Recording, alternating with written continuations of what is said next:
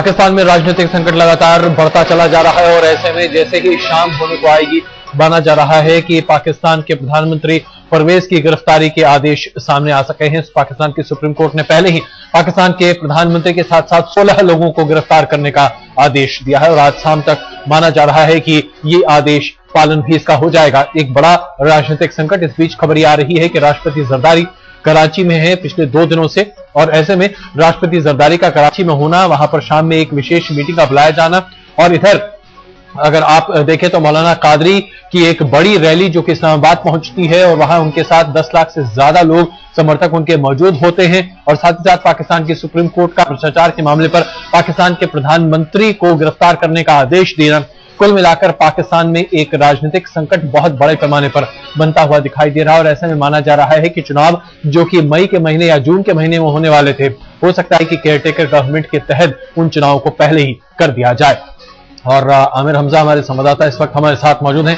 अब आपसे ये समझना चाहेंगे कि पाकिस्तान में अभी जो चल रहा है, क्या इसकी शुरुआत लगभग उसी समय नहीं हो गई थी जब प्रधानमंत्री गिलानी को हटाया गया था, क्योंकि उसके बाद से ही कहीं ना कहीं पीपीपी की गवर्नमेंट स्टेबल नहीं हो पा रही थी।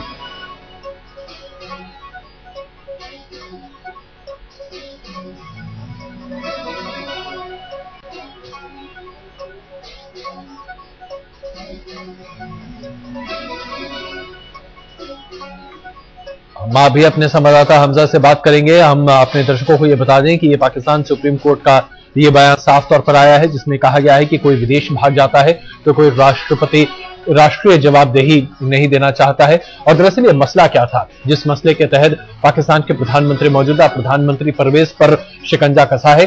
2200 करोड़ के घोटाले का यह मसला है जो कि रेंटल पावर प्रोजेक्ट में घोटाला था। जब वो वाटर मिनिस्टर्स थे उसी समय उनके ऊपर यह घपले का आरोप लगा था जिसमें यह कहा गया था कि इस पावर प्लांट के अलॉटमेंट को लेकर और साथ ही साथ इसकी पूरी प्रक्रिया को लेकर सवाल उठाए गए थे।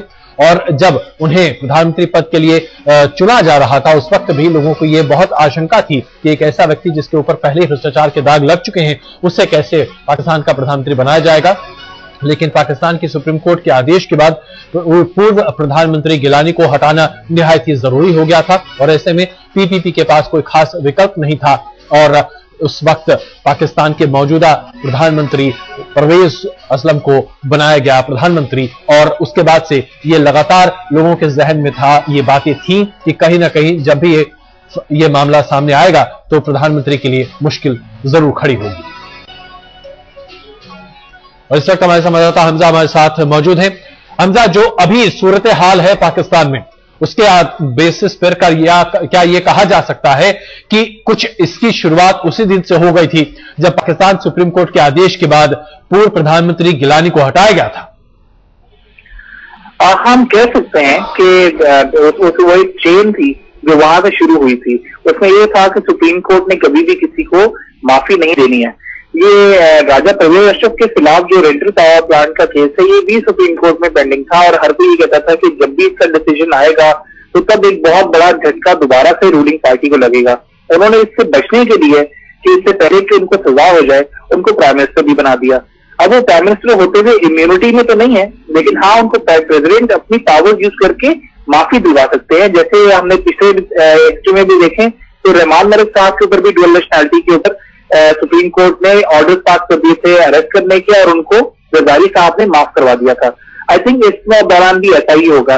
लेकिन साथ साथ अभी कुछ बड़ी इंटरेस्टिंग न्यूज पता चली है, वो ये कि हो सकता है कि अगले 1 घंटे या 1.5 घंटे के अंदर जरदारी साहब भी, क्योंकि सुबह उनकी फैमिली दुबई जा चुकी है, तो जरदारी साहब भी शायद दुबई जाने की तैयारी में है। और ऐसा भी सुनने में आ रहा है कि ये 1.5 घंटे का जो डिले उन्होंने दिया है वो सिर्फ इससे दिया है ताकि प्राइम मिनिस्टर साहब कराची तक पहुंचे और उनको लेके वो वहां से सीधा रवाना हो जाए दुबई के लिए। तो ये बहुत इंटरेस्टिंग डेवलपमेंट है जो नजर आई है कि या तो ये इसलिए किया जा रहा है कि ये भाग जाए इस मौके से, या तो इसलिए किया जा रहा है कि शायद ये एक एक्सटर्नल एलिमेंट हम हमेशा बात करते हैं जो पाकिस्तान को ड्राइव करता है वो वहां हमेशा मौजूद होता है। दुबई से जब भी वापस आते हैं मामला सही हो जाते हैं। तो आई थिंक इस वक्त भी ये इस तरह से ही कोई स्ट्रेटेजी बनाने की कोशिश कर रही है पाकिस्तान की। बिल्कुल।